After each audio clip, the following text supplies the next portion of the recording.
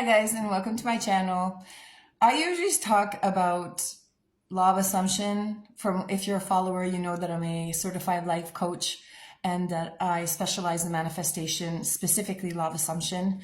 But today I'm going to talk about something totally off topic, which is how to floss your teeth. I went to see if I could find a good video to show my children how to floss their teeth, and I couldn't find one. So I thought, hell, I'm going to make a video that shows you guys exactly how to floss.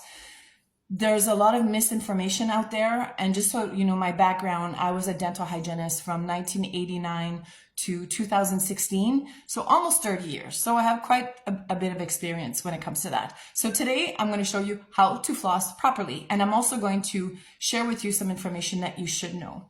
Now, number one thing I want you guys to understand is when you're flossing your teeth, it's not to just remove food. That's one thing you have to understand. A lot of people say, oh, I get food stuck into my teeth. I just use a toothpick really quick and get rid of it.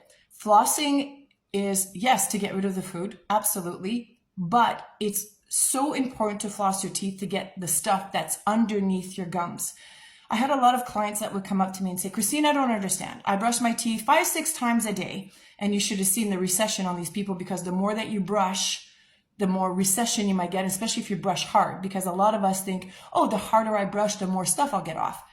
Be careful with that, because if you brush hard, you will end up with recession. I did that as a kid because I was getting cavities all the time. And the more I brushed, the more I was getting myself cavities, because when you brush hard, you're removing that fresh layer of enamel on your teeth.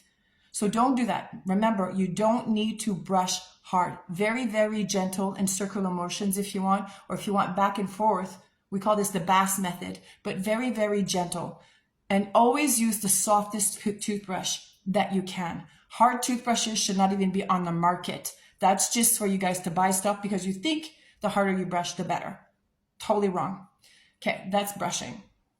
I could do a whole video on brushing too, but flossing is more important. I've always said that if I went on a deserted island like the Survivor and you only were allowed to bring one thing, I would bring floss. And people say, well, you wouldn't bring a toothbrush? Absolutely not, because the moment that you eat something, an apple, a fruit, whatever, the plaque on your teeth comes off. But the stuff that's under your gums, the plaque that's underneath, you can't get it out unless you floss, or you use a toothpick, or those little floss picky things. This is good too, but we can talk about that too. Now, I want you to know how to floss. Very, very important. And let me show you, okay? So, this is a mouth. This is teeth, okay?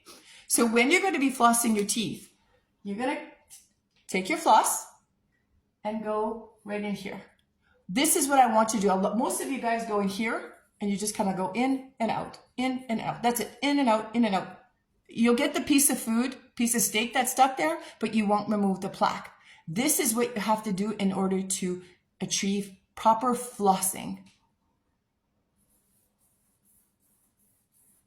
You wrap it around one side of the tooth and you go up and down, up and down, up and down. Then you go the other side of the tooth, up and down, up and down. Same thing. And as far up as you can. Okay. Now, a lot of people will say, oh, I can't do that, Christine. My gums are really sensitive. And when I do that, they bleed. Well, like I used to tell my clients, if it hurts, if it bleeds, do it again. Because this is a sign of your gums saying, hey, buddy, we have gingivitis here. We have a problem. We have an infection, and you need to pay attention to us. Now, in the beginning, it's going to hurt. Yes, you'll be doing this and be going, what the hell am I doing? I understand, but keep doing it. If you do this for a week, by the end of the week, I can floss my teeth up and down and go underneath my gums. I feel nothing because I don't have gum disease.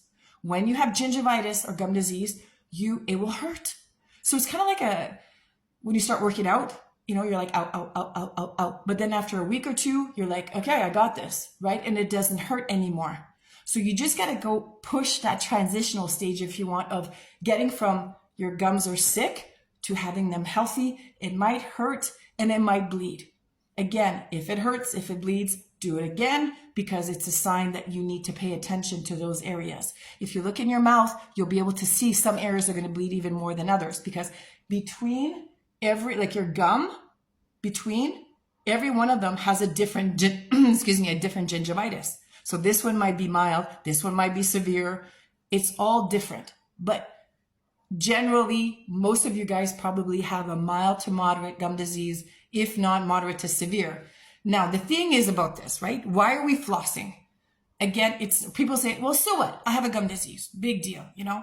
Well, your mouth is going to stink, first of all, okay? And second of all, which is even more important, the gum disease doesn't just stay gum disease. What happens is it develops into periodontal disease. And periodontal disease involves the bone underneath. Okay, so if you have to take your gums and cut them, flop them back, you would see bone, right?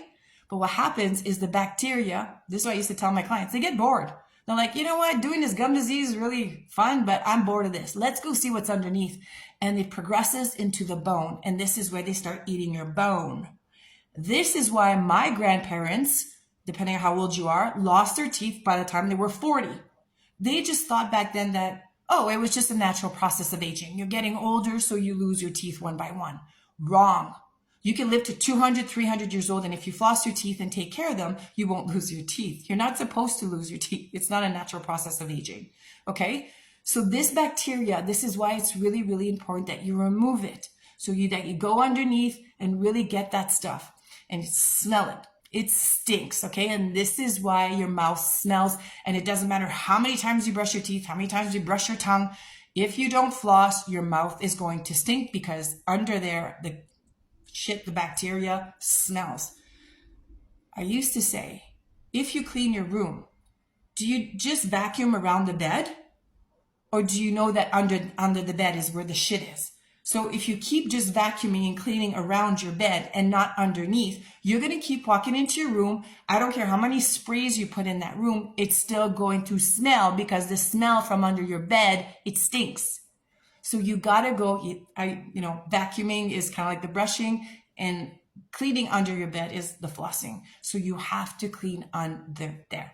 So let's talk about how to do this. I'm just gonna show you guys quickly so that you see what I do here. I'm just gonna bring this close. Hopefully you guys get to see. I haven't flossed in a couple of days, so that hopefully there's some crap that comes out and you guys get to see it. So again, go in, seesaw. So once you're in, then you want to wrap it around your tooth this way. And then hold it really, and don't hold it here. Okay? You got to have control. Hold your floss really close so you have full control of your floss. And and then you push it against the other side. Okay? And up and down, up and down. Now, hopefully you can hear that squeaky, squeaky, squeaky, squeaky. Okay? When you hear that squeaky, squeaky, that's when you know you got it right. Let me show you again. And push the other way. Okay? So a lot of crap is going to come out there. Look in the mirror and a lot of crap is going to come out of there. And this is how you floss. Now, a little bit more about flossing, about the floss. Back when I started being a dental hygienist in '89, we didn't have the glide. We didn't have the extra wax for the sensitive gums. And then they came there, I think it was back in the 2000s, early 2000s, they started having this glide floss. And I started seeing in my clients, I was like, what are you doing wrong? Like last time you were much better. Oh, well, the only thing that changed different was I use this glide floss now.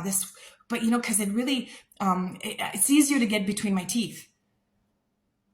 You try it out if you don't believe it. Take your wax floss, the heavy wax floss, and you know which one I'm talking about. The one that it's almost flat and it's really, really silky and it's really, really soft and it gets between your teeth really, really easy. Try to remove the plaque. Try to get that squeaky, squeaky, squeaky.